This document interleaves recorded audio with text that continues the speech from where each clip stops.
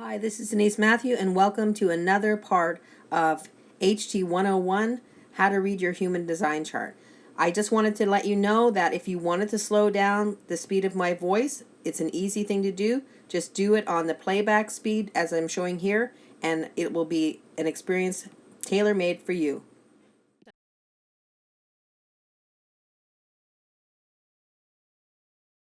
And now we arrive at another big center, which has a lot of things to talk about. But because I did a whole series on the energy of emotion, it's all about every different wavelength. It's all about the solar plexus. It's all about the emotional center when it's defined or undefined. I'm not going to get really heavy duty into this. And so I'm going to just refer anybody who wants more information on the whole energy of the solar plexus, the emotional center, to check out that whole series, because I've pretty much talked about every single thing to have to do with the solar plexus. But as I talked about before, and I did talk about it in the authority, it is all about this concept of when you have a defined emotional center, you do have what's called an emotional wave.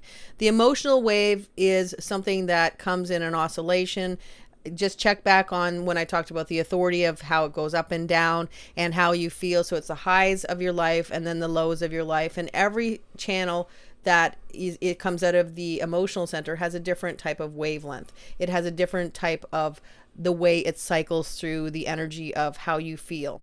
When someone has a defined emotional center, it means that there is a channel connecting the emotional center to one of four specific centers, which are the will, the sacral, the root, or the throat. In fact, the emotional center is also a motor. So in that way, in human design, if you have a defined emotional center, it's always going to be motorized or energized, and you will have what's called an emotional wave. There are 7 different channels that can define a solar plexus. They consist of 2 individual waves, 2 collective waves, and 3 tribal waves. We'll talk a little bit more about what they mean in just a minute. To be emotionally defined, you only need to have one channel defined. But in reality, you can have more than one channel defined. In fact, you can have almost all channels defined. And in this way, how you experience emotion is completely unique to your individual body graph. Tribal waves may be considered a quieter wave since they can simmer in the background until they're activated or triggered. And when they are, they certainly make their presence known. Tribal energy is all about family, or who you consider to be your people. These people can be biological connections or connections that you made with individuals who feel a lot like you.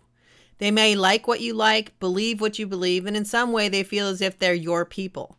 Tribal energy comes in many different forms, from parent-child, close partnerships, and also relationships. The one theme that's common in all of these relationships is that there is a sense of bonding with another individual or individuals. Tribal energy is a type of energy that allows humanity to continue on. There is energy for sex, reproduction, nurturing, feeding, defense, and even war. It's my people against your people, and in that way it can be powerful and sometimes out of control. The question with tribal energy can be, what am I willing to do for the people I love? Both the collective emotional wave and the individual waves are quite different than the tribal waves, because neither of these waves need a trigger, and instead have a pattern that is less about what's happening outside of them and more about the waves cycling through, without any need from outside influence. The collective emotional waves are the 35-36 and the 41-30. Collective emotional waves rise slowly like trekking up a mountain, and when it gets to the top, it drops dramatically, as if there's a zip line that takes you back to the bottom of the mountain in a few minutes. Then there's a short period of just hanging out at the bottom for a little while, and then you begin the slow trek up to the top, and the cycle repeats itself again. Because of the dramatic dip from the top to the bottom of the wave, there can be a time of being high when you reach the crest of the wave, that's followed by a time of being low. But because the wave begins the upward climb quite quickly, based on your unique wave, it could be a day where you slowly get better as the day goes on, or even a couple of days that slowly improve. There's always going to be some level of intensity with these waves. For instance, the gate 30 is part of the channel 41-30, so it comes with a level of intensity. In fact, it's called the gate of clinging fire or holding on to ideas, sometimes even to the level of obsession. The gate 36 is part of the channel 35-36 and has chaos in its design, since the gate 36 is a gate of chaos. There can be a lot of boredom in this channel with a need for adventure. So both of these channels, though they are considered collective with a slow rise and a quick drop and then a slow rise again, it still means that there can be some intensity with the emotional wave that people who have these waves experience. But the difference between somebody who carries a collective wave or an individual wave is the collective wave is pretty transient and quick, whereas the individual wave has potential to last a little bit longer on one or both sides. The individual waves are the 1222 and the 3955 and are considered to have inherently within them some of the most creative energy in the human design body graph. Both waves come with what are considered high highs and low lows and are the waves that some people consider big waves. What that means is that when someone is on the high side of their wave, they can be intensely joyful and excited, and just as easily on the low side of their wave, they can be despondent to the point of depression. And when someone is experiencing the low part of the wave, a question that invariably comes up is, why do I feel this way? Since an individual wave isn't necessarily influenced by the outside world and moves to its own rhythm, explaining why you feel the way you do can be a difficult task. This inability to explain why you feel the way you do can leave you more depressed, as the question about why you can't just snap out of it, both by yourself and other people, becomes part of your lives. This questioning of your feelings can also potentially serve to lengthen the period of the low as well, to the point where the low part, instead of lasting a few days, can last up to a week or two. That's why it's so important for someone with an individual wave to understand how they operate and to understand that their moods will shift up and down and that the shifts are a normal part of their lives. And also finding techniques that will help you through both the highs and lows of your emotional wave.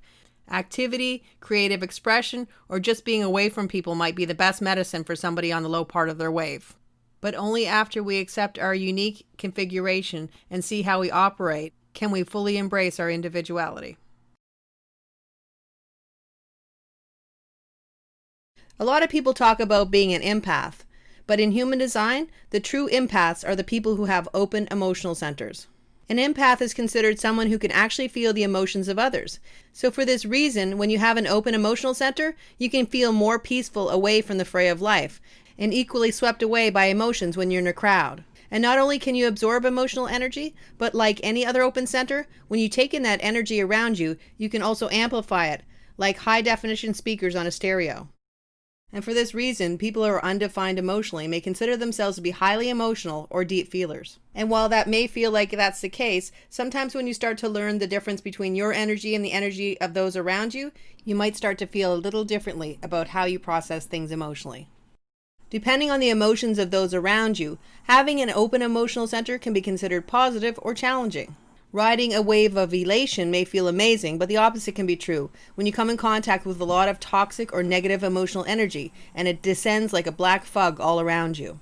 Highs and lows are part of normal life, but by understanding your unique configuration, you can begin to navigate your emotions and get a feel for what's yours and what's not yours. When you understand how you operate, you can allow yourself to be emotionally triggered by people, or alternately, you can unhook from the things that in the big scheme of life don't impact you. One of the most common misconceptions about people with an open emotional center is that they don't have feelings of their own. While in theory that may feel like it's true, we have to remember that emotional energy is absorbed and begins as one type of energy, but when it's absorbed by a person with an open solar plexus, it becomes more personal to them and is unique to their configuration, meaning their gates. The gates or hanging gates, also called half a channel, can give the emotional energy that you absorb a personal flavor. So based on the gates you have defined, you might have a more fixed way of experiencing the emotional energy from those around you. It doesn't constitute an emotional wave where there's a definite pattern of emotion, but instead can be a reaction to the emotional energy that you find all around you. And that's why it's important to know what's yours and what isn't yours, so you can ride the emotional waves you want to and unhook from all the rest. With that being said, there are a few more details about having an open emotional center that can be crucial for getting the best emotional experience possible. One is that the emotional center can be like a sponge, soaking up emotional energy until you're beyond saturated. So it's important to wring out your sponge and come back to natural state whenever you can. Based on theory, the way that this is done is by being alone and lying down for about 15 to 20 minutes so you can dispel the energy. And since human design is all about experimentation and finding out what works for you, it's important to discover what works best for you. Some people might use yoga, meditation, or physical activity to release the energy. No way is right or wrong, and whatever method you use depends on your own needs. When you find the best method or methods for you, then you can add another tool to your self-discovery tool belt, and it will be one more way that you can understand your unique way of being. Now that we have an idea on how an emotional center works when it's defined or when it's open, let's just quickly go through the gates so that we can just talk about those. So we have the gate 6 on the emotional center, and that is the gate of resolution or resolve. Somebody who carries this energy might be able to be a very good negotiator in that they can find a common ground in places. This is the energy of war, peace. This is all about tribal energy, and it's all about caring for your family. This is the place that people will go to the lengths they need to go so that they can protect their family. We have the gate 37 as well. The gate 37 is part of the channel 3740, and this is all about family energy and about being together. There's a sweetness in this energy and a kindness as well. When you carry this energy, a lot of times you just want to have peace and you don't want to get into conflicts. And if people are pushing you or pulling you into conflicts, you might disappear. The gate 22 is all about grace. This is all about the individual energy, and it is involved in the 1222 wave, and that's all about individual energy. As I said, it's very creative. There is a grace in this energy, and people who have the gate 22 are very graceful in the way they move their bodies. They could be graceful dancers. Just the way they walk can be some level of grace. Gate 36 is all about chaos and crisis resolution. It could be jumping into chaos just because they're bored, you're bored, or it could also be this idea of jumping into chaos to try and make order of it. That's the high expression of it. This can also be the energy of always imagining that everybody has a better life than you, or things are better on the other side. They call it the grass is always greener kind of concept. The gate 30 is all about intensity and holding on to ideas so that the fantasy that you have or the dream that you have can be brought into reality. This energy can burn people out, or you can burn yourself out by just having just too much intensity. The gate 55 is all about abundance. It is about the abundance of spirit, and also this concept that if we truly believe in a higher purpose or something that's bigger than us, we will be supported and provided for in our lives. People who have this energy really have to surrender to the energy and understand that they may not have a lot of control in their life, and that the path will usually be shown to them as they go along. And when they release the need to have the reins and see what the universe has to show, usually that makes for a better experience in life. Other than that, you could be tripping up a lot on this concept of trying to control things, trying to hoard things, trying to, grab whatever you can instead of just allowing the universe to show you what it wants to show you. The gate 49 is a gate of revolution. It is again about this concept of revolting, or it could be also the energy of somebody who comes in with a very revolutionary idea who wants to change the way everybody thinks. Elon Musk is somebody who has this energy. It can be far-reaching concepts, new ideas, and ways of doing things that have never been done before. Somebody with this energy may decide that they're just going to leave somebody who's being intense, or if they've had enough of something or someone, they can just walk out the door and never look back again.